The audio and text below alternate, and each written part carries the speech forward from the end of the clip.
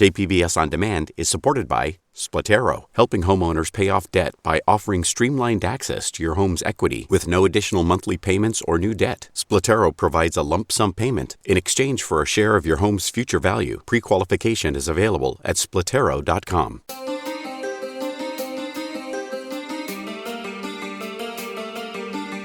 Welcome back to another episode of listener-supported KPBS Cinema Junkie podcast. I'm Beth Accomando.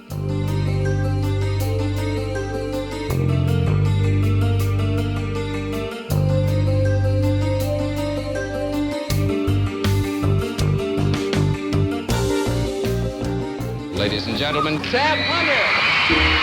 6 feet of rugged manhood to stir the heart of every woman. Oh, my goodness, I'm flabbergasted! Tab Hunter! Last month, actor and Golden Boy Tab Hunter died of cardiac arrest at the age of 86. Today's podcast is dedicated to the actor. I'll be speaking with the director of the documentary Tab Hunter Confidential, as well as pulling up an archive interview I did with Tab Hunter in 2015. Tab Hunter was a hunky heartthrob in the 1950s. In fact, he was dubbed the Psy Guy for making teenage girls swoon. He was also that clean-cut boy next door that mothers would be happy to have their daughters bring home. But what his female fans didn't know was that he was also gay. Hello, I'm Tab Hunter, and I've got a secret. Well, I would never have talked about my personal life in the 1950s. I obviously was very closeted, and I'm sure it's a very difficult thing to think, what's the problem? But there was a problem. It's been very difficult for me my whole life talking about that side of me. For me to come out of myself like this and to share all of this is extremely difficult. I've never been as open as I am with you because it's been written about, and what the heck, I'm an old man, this was my life, big deal. In 2015, Film Out San Diego hosted the California premiere of the documentary Tab Hunter Confidential. They also gave the actor at the center of that documentary a Lifetime Achievement Award. Younger generations may not remember Tab Hunter, or may only know him from his roles in John Waters' Polyester or the film Grease 2. But Hunter was impossibly good-looking, dreamy blue eyes, perfect blonde hair, and a smile that could charm anyone. He rose to fame just as the Hollywood studio system was beginning to fade. He became a star in the 1950s, mostly playing all-American, heroic, and romantic types in films such as Battle Cry and The Sea Chase. Jeffrey Schwartz directed the documentary that's based on the actor's memoir of the same name. Schwartz was familiar with Tab Hunter because of the Waters cult film Polyester, but in researching the documentary, he discovered films that cast the actor against type. Like a movie he did in the late 50s called Gunman's Walk, which was a Western, and he plays a real psychopath in that movie. And he's a racist and a killer and just the worst kind of guy, and he's so good in it. From now on, I'm going my own way. Me, Ed Hackett. And before I'm through, Ed Hackett's going to be a bigger name in this territory than Lee Hackett's ever was. What, as a gunman, a killer? Is that all my name ever meant to you? You think a gun is all I ever had to be proud of? Tell me what else. What else do you wear it for? What else have I heard about you till I'm sick of hearing it? How many men you've killed and how many Indians? You want me to run through the whole list for you, all that? No. If that's the way you've been thinking, then you've got the wrong man for a father. Father. I never had a father. You watch that movie and you wonder, why wasn't he given more opportunities to do that kind of work and show his range as an actor? But it just shows how Hollywood can just pigeonhole you into, he's supposed to be the nice boy next door, and that's all anyone saw him as. But if Schwartz had to pick just one film that was representative of Hunter's career, it would be one that showcased his charm and irresistible sweetness. Damn Yankees, because it was made at the height of his stardom when he was a star at Warner Brothers. It was a movie that Jack Warner wanted Tab to star in. He'd bought the property of Damn Yankees, the musical, for Tab to be in. And in the movie, Tab just sparkles. He's such an honest, straightforward, guileless kind of guy in the movie. Well, we have to keep training and strict rules and all that. You can tell me all the rules. You're making things very complicated. Then be good boy. I'm trying to. And there are these just beautiful close-ups of him, and he gets to sing, and he gets to dance. And for me, it's like an interesting story about a man who's hiding a very big secret, but he's sort of having to play it two ways. And I always look at that movie and I wonder if Tab was thinking about his own situation in Hollywood and having to sort of live a double life, and if any of that kind of found its way into the way he played the character. So Damn Yankees for sure is the one I would recommend people to see. But my personal favorite is Polyester, because I get such a big kick out of seeing Tab and Divine play love scenes and run through the fields together in love, and it's just it's hilarious. Now, when you decided to create this documentary, did you know in advance, or how did you figure out how you wanted to incorporate all the elements, the stills, the clips, his interviews, interviewing other people? Well, that's my favorite part of making a documentary, is sort of going on the archaeological dig and trying to find all the archival material to support the story. And in this case, it turns out that Alan has been collecting material on Tab Hunter for the last 30-plus years since they met. And when Tab sort of retired from Hollywood, it turns out he didn't keep anything. He didn't keep any stills or posters or memorabilia. And Alan set about to recollect all that material, and over the years, Tab would keep saying, "What are you buying all that crap for on eBay or going to auction houses?" And Alan said, "I know this is important. This is your legacy." So when we started to approach making the film, and particularly in editing, it turns out I had this treasure trove of materials to choose from, and that was a huge help. And we found there are a few things that we needed to go out and look for that Alan didn't have, but for the most part, it turns out he had been preparing for this documentary unconsciously for decades. Well, some of the most interesting stuff in some ways were kind of all the fan magazines and stuff that had all these amazing headlines and covers. Yeah, Tab was the cover boy of so many of these movie magazines, and in fact, a lot of people knew Tab more from the movie magazines than they did from the films themselves. And he was sort of sold as the all-American boy next door, and the boy every girl would want to marry or date, and every mother would love for their daughter to bring home Tab Hunter. And so many teenage girls and boys had Tab's pictures on their wall that were torn out from the movie magazines. So we wanted to show as much of that material as possible, and it's really fun to see the headlines and the sort of the stories are mostly fake. I mean, the stories were written with publicity in mind, not necessarily they're not necessarily biographical, but they're a lot of fun to look at. Well, it just seems to capture kind of a different era. Yeah, definitely. I mean, this was the era of the movie magazine, and this is how the stars were sold. And the studios packaged their product. When a star became a star, they were under contract to the studio, and they were essentially a product of that studio, and Tab was no exception. So part of selling this product to the public was putting them on the cover of every magazine, sending them out on dates with starlets, and so many of the movie layouts were Tab going out on dates with people like Debbie Reynolds or Venetia Stevenson or Terry Moore, some of the people that are in our film, and they talk about what it was like. It was sort of just a regular date, except there was a third person there, a photographer following you around the whole time. In putting this together, he seems to be a rather private person. Was it difficult to get him to talk openly about his life on camera? Well, he'd sort of been through the trial by fire of coming out publicly for the first time when he wrote his book. So he sort of had that practice. But that book came out quite some time ago. So, he's now asked about these things where the press would never ask about it before. So when we finally decided to sit down with Tab, it was not easy for him because he's been trained his whole life that there are just some things you don't talk about. He's a very private man. He grew up in a very repressive era. He was living under the spotlight of being a celebrity when if the truth about his life was discovered, it would be over for him. And he's a very religious man. He had conflict in his life about his religion, Roman Catholic religion, condemning him for who he was. So he's had to deal with a lot, but he's come through it on the other side as a happy, healthy survivor of the Hollywood roller coaster. So, at this point he figured he's got nothing to lose. Let's sort of tell the truth, and maybe it will help somebody in the long run. He's very conscious of that maybe it can help either a younger person who's just coming to terms with who they are, or even an older person who's had to deal with this repression all their lives and finally is able to maybe live openly the way Tab is. What did you kind of decide you wanted to focus on and kind of the story arc you wanted to tell within the context of the documentary?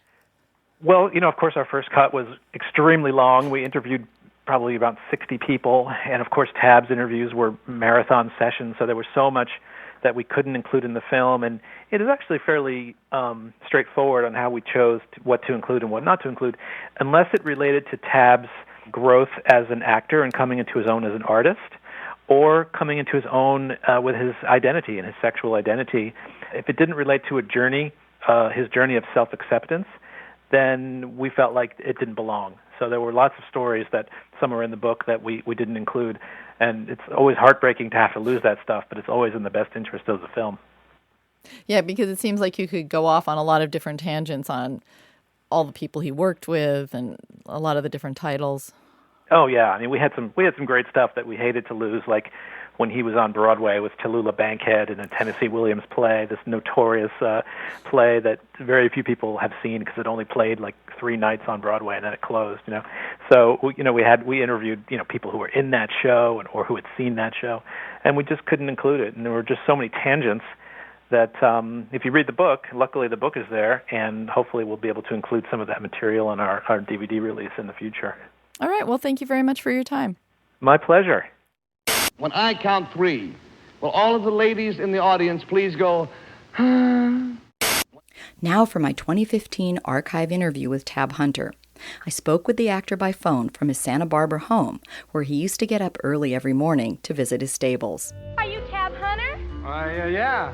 I think I've died and gone to heaven. So you'll be receiving a Lifetime Achievement Award from Film Out. So how does it feel to be recognized for your film career and to be recognized by a LGBT film festival? Well, I mean, I really appreciate the thought and they're doing that, but I'm just never comfortable in things like that. It's just not my comfort zone. And, to be receiving a Lifetime Achievement thing, I mean, my gosh, when you think of all the people in the world that have achieved a great deal, it makes me feel pretty ridiculous, but I'm certainly appreciative of it. So what prompted you to write your memoir and then allow a documentary to be made about that? My friend Alan, at the time for the book, which was in the mid '80s, he said, somebody's going to be doing a book on you, and I think you should do the book. And I didn't want to do it at all, and then because I'm a very private person, and then I thought about it, and finally I thought, get it from the horse's mouth and not from some horse's ass after I'm dead and gone. Because people always put a spin on your life, and what the heck have I got to lose or hide? I mean, that's my life, and this is the journey. So I worked in collaboration with my friend Eddie Muller, who's a wonderful historian, and I had 500 pages in my computer, and we did that. And then that came out and became a New York Times bestseller, and then all of a sudden later, Alan said, I think it would be wonderful to do a documentary on that, because he collects he has all this memorabilia, that I never kept a thing. And he put it all together. He hired Jeffrey Schwartz, who was a filmmaker, very good, and they worked together and put together the documentary. And the response to that has been overwhelming. Which did you find more difficult to do, to put the book together or to actually go on camera and talk about your life? I think going on camera and talking about it, but that was done over 6 years. The documentary was shot over 6 years? Yes, over a 6-year period. Alan put together, all the people he wanted for the interviews and got the questions, and then had Jeffrey do all of that. And he knew the arc that he wanted in the documentary, which is based on the book. Did you start to grow more comfortable being on camera talking about yourself over that period of time? Well, I've been on camera an awful lot in my life, but talking about myself is the uncomfortable thing. But I figured, look, tell it like it is. I mean, that's how it was. And you do seem to be a very private person. So how difficult was that? Because you're not just talking about your private life, but also about some things that you were really kind of keeping secret for a while. Well, I think there's so much today that's out there in your face, and I'm not comfortable with that. I never have been with that kind of an expression. I was brought up by a very strict German mother who was very old-fashioned. And, I remember her telling me, nothing for show. So what happens? I wind up going in show business. I mean, but she was really an amazing woman, which we we talk about her in the documentary, and my brother, and the person who started me in the industry, Dick Clayton, who there would never have been a Tab Hunter if it hadn't been for Dick Clayton. And he was agent for Jimmy Dean, Jane Fonda, Burt Reynolds, and you could just go on and on and on. Okay, you said there would never be a Tab Hunter. Now, that name was manufactured. Well, it definitely was not my name, no. And have you grown comfortable with that name by now, or how do you feel? Years ago, I was told, wait till you see it on pay to the order of, it'll make you feel much better.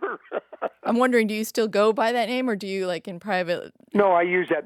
Very few people call me Art. Mm-hmm. You know, my real name was Art Galeen, or at least that's what I grew up with, Art Galeen, because that was my mother's maiden name. She went to that after she left my father, who was very, very abusive. And my brother and I grew up with my mother's maiden name. How did it feel to be an actor during the studio system where everything was really packaged and there was a real emphasis on creating kind of a product when you were an actor? I think it was wonderful. I love that. I mean, studios created many, many wonderful, wonderful people that we looked up to and admired. I mean, gosh, I happen to be fortunate to be a part of the end of the studio system, along with people, like Bob Wagner, Natalie Wood, I mean, you could just go, there were very few. Studios didn't really know what to do when they were falling apart like that. People wanted real people in real situations. The influx of European films with that, live television and all sorts of television coming in very, very predominantly. And the studios also had to get rid of their theaters, a lot of the theaters they owned all over the country. So it was a very changing time in the industry, and I was fortunate to be a part of the old system. Did you have conflicted feelings about working in the studio system in the sense that they did offer this kind of protection and support, but also very controlling about what you were doing? Not really. Well, they weren't really that controlling. What the wonderful thing was, they gave you opportunities that you wouldn't get otherwise. However, that period where they didn't know what to do, so it was very difficult getting really good roles at the studio. I always say that live television afforded me the opportunities that the studio never did. But they were wonderful because they knew how to build a career. And they had done it for years. And, no one's going to tell a mogul like Jack Warner or Harry Cohn or, Louis B. Mayer how to run their studios. Studios today are no longer, they're large corporations that just throw money away on I think very little that is rewarding. So do you feel that you kind of rose to stardom at a good time, or would you have preferred to have become a star later in the 70s or something and have been starting out at that point? It was very fortunate. Unfortunately, though, I was a product of Hollywood. And where does one serve one's apprenticeship when you're just thrown into it? It's very difficult doing it that way. I certainly admired all the actors coming out of New York from the studio and who had a good foundation and basis. I had to learn while doing. Do you ever feel you might have been hindered by your good looks? I never paid attention to any of that stuff. My mother was very strong about outward appearances or not important. It's what you are inside that counts. And she was really, really a strong, wonderful, incredible woman. And, I just don't pay attention to stuff like that. You are what you are. I think the important thing is your contribution. What our contributions in life are very, very important to each other, to our work, to our beliefs. But do you think you got a bit typecast because of that? I mean, you got dubbed, the Psy guy? Well, that was before I was at Warner Brothers. Mm-hmm. Now, once I went to Warner Brothers, then I was kind of like the all-American boy. I think that all kind of went out the window once I started doing work that was not typically your all-American boy. I mean, Portrait of a Murderer, Gunman's Walk. I mean, those are certainly... not forbidden area. Those are certainly not your typical all-American boy. But you had to push a bit to get those kind of roles. Yes and no. Dick Clayton was there for me. He was the one who discovered me when I was at the stable as a 13-year-old boy shoveling the real stuff as opposed to the Hollywood stuff. He was he was an actor who was out there doing photographic layout for a movie magazine with Ann Blythe. He later became an agent, but before he became an agent, he introduced me to an agent. And then once he became an agent, I left Henry and went with Dick Clayton, who was part of our family.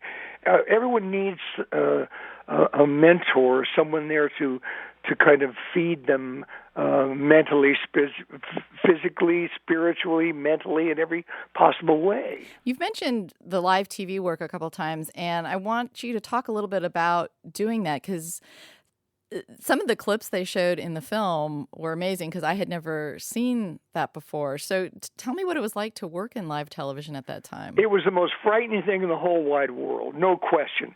If you're doing a play, you can say, oh, what a lousy performance I gave tonight. Thank God there's tomorrow. If you're doing a movie, you can stop in the middle of the take and say, I'm sorry, can we retake that? I just not with the program. But live TV, when those two little red dots went on, you had to go and do it. And it was very frightening, but I was very fortunate to work with some of the top directors in the industry. They all started in live TV. John Frankenheimer, Arthur Penn, Sidney Lumet. Those were geniuses. They were really great people. Well, in seeing some of the clips from those live TV shows, I feel like there's so much great work there that we don't seem to get access to. And I don't know if all that stuff is lost and all we have are these clips, or if there's actually like complete films that we can actually see. You know, it's really interesting you mentioned that, because live TV was the most rewarding, because it was, doing that every single week, whether it be a Playhouse 90 or a Studio One in the East or Climax or any of those shows, were brilliant. No, look, I'm guilty. But you can't plead guilty. Oh, why not? Donald, it's standard procedure. When a defendant's life is at stake, we automatically plead not guilty. Oh, I'm guilty. I want to plead guilty. But you're walking right into the gas chamber. I don't want out on some legal technicality. It's not a legal technicality. A plea of not guilty gives you a trial by jury. They'll hear the good side about you, as well as the bad. They'll weigh your psychiatric testimony, your work record, your friends. Oh, they'll call Florrie as a witness. She wants to help you. She'd hear about the burglaries. Over 500, Mr. Cooney, night after I'd leave her. She'd hear about a lot of other things, my drinking and a lot of other things. Then she'd have to stand up there in front of all those people and say, he was my friend. I loved him. We were going to get married? No. All right, son. I understand it's bound to hurt her. But a plea of guilty can kill you. It doesn't matter. It does matter. I've worked for 20 years in the law, and I tell you that life does matter, including your life. We just don't have that. It's the other thing they had that I loved in those days were those wonderful variety shows, whether it be Ed Sullivan, Dinah Shore, Pat Boone, Jimmy Durante. Those were great shows to be a part of, where the studio would throw you onto those to promote their motion pictures. Well, Tab, I know that record that you made. I sold something close to $2 million. I suppose you're in New York to make another recording. Well, actually, I'm in New York to start on a tour of the United States in connection with the picture as spokesman on behalf of the Spirit of St. Louis for Warner Brothers. Oh, Jimmy Stewart's picture. I'm quite excited about visiting the different cities. Oh, so you're going to make a tour doing that? You going to make another record? Oh, I've already made a few. But listen, you should be commented on your 8th year starting tonight, isn't that right? Tonight is the 8th year. I want to tell you, John, isn't that something? Well, and you were also an accomplished singer as well. Oh, well, I wouldn't go that far at the beginning. You had a chart-topping song. Young love, first love, filled with true devotion. Young love, our love, we share with deep emotion. Did you enjoy that? I loved it. My first time I ever had to sing live, we do have in the documentary, and it was on the Perry Como show, and I was a nervous wreck. And when I finished the song, Perry came out and put his arm around me and said, "There, now that wasn't so tough, was it?" But he was the coolest person ever. And what was it like for you working in the studio system and in Hollywood at a time when you weren't able to really come out as being gay? Did you feel a lot of conflict during that time? I never discussed my sexuality in any way, shape, or form, and if anybody ever crossed that barrier and mentioned it to me, I would really just, it was very difficult for me to handle. I just would explode, it's nobody's business.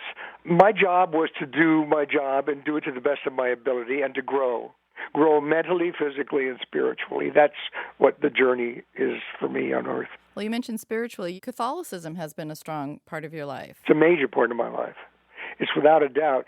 People want to always sweep their religion under the carpet. I think it's a very important part of our lives, and particularly today, people are so concerned about me, the very first person singular. And I think an important thing we have to do, or at least for me, I have to do, is learn to divorce yourself from yourself.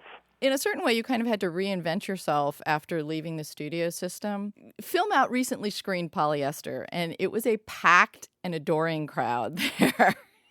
Well, John Waters and Divine were totally magical to work with. They were so great. They were both, I love them dearly. Why don't you show me your bedroom, honey? Mother, may I? Yes, you may. Oh. Todd, I've had a bad year. Please don't be too harsh in your judgments. But you're exquisite. Look at me. Read my lips. I love you. Did you ever hesitate to take on that role in Polyester? Never for a moment.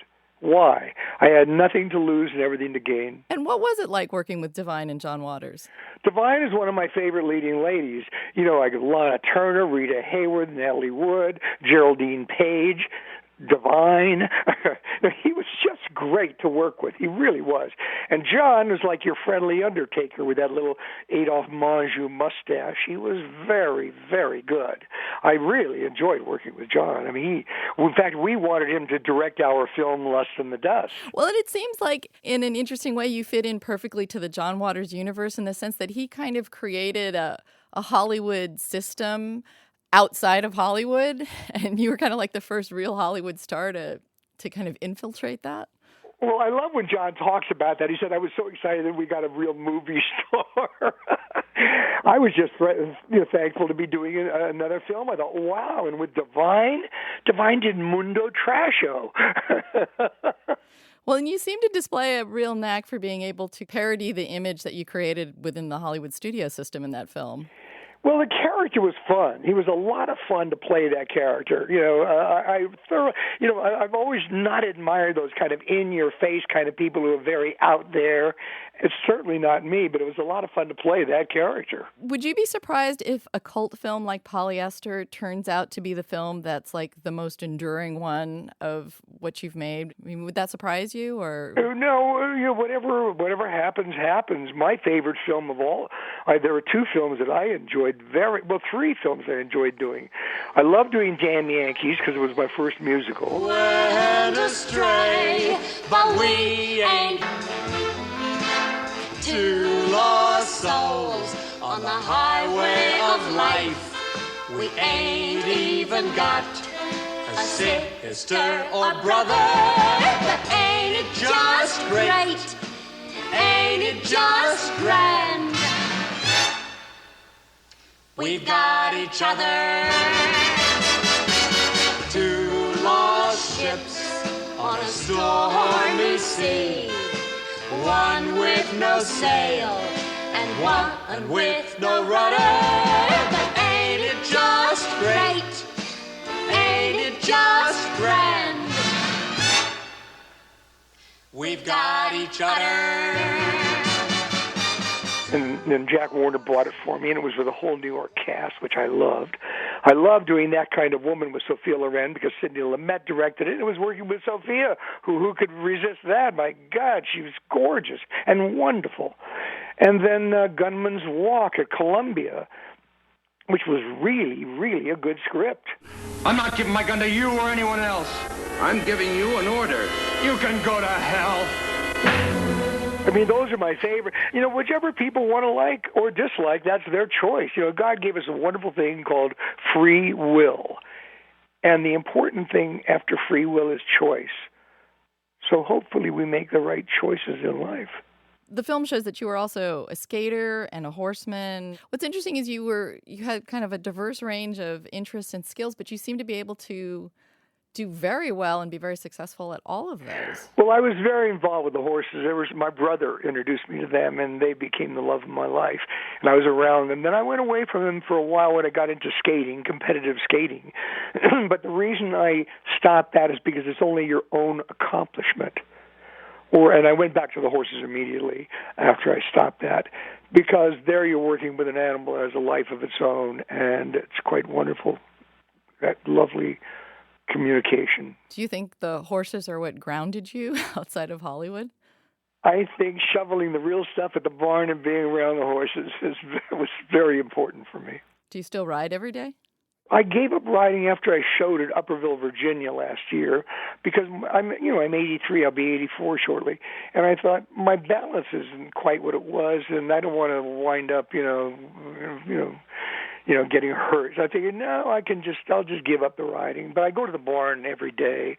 My mare, I bred my mare. She had a baby on April the 7th, and I'm thrilled with that. I go out to the barn every day and just put my arms around the baby and get her used to being handled. And, of course, the mother's one of the best. And I've had so many horses, but the mother's incredible. All right. Well, I want to thank you very much for speaking with me. I've been speaking with actor Tab Hunter, who will be receiving a Lifetime Achievement Award this Friday at Film Out. So thank you.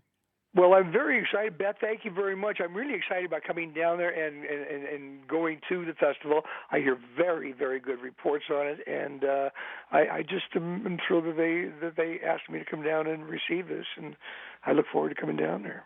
Hey, good looking, what you got cooking? How's about cooking some up with me?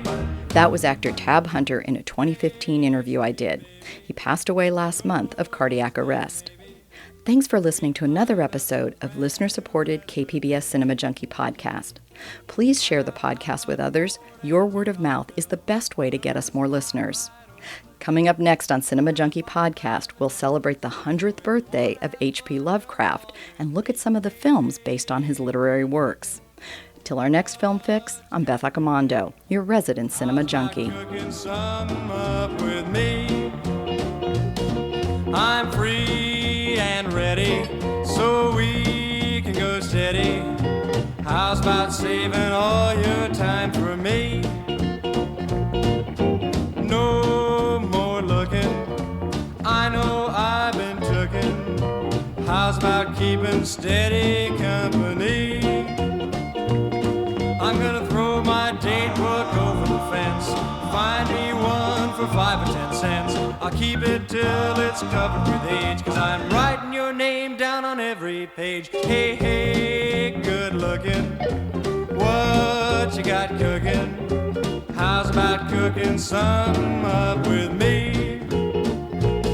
I got a hot rod Ford and a $2 bill, a 2-bit guitar like Donald and Bill. I know a spot where dancing is free, so if you wanna have fun, come along with me. Hey, hey, good looking, what you got cooking? How's about cooking some up with me?